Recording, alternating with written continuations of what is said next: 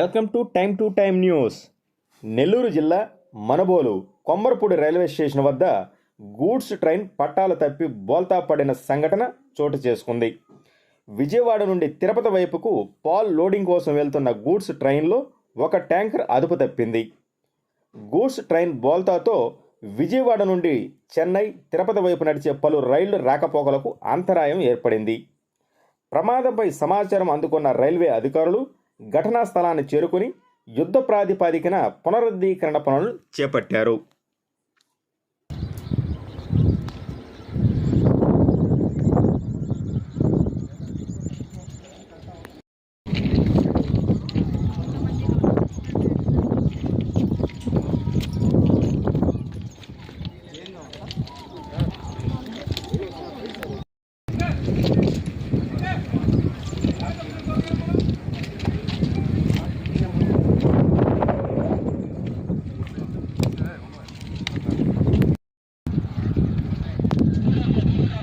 కూడా వచ్చాడు.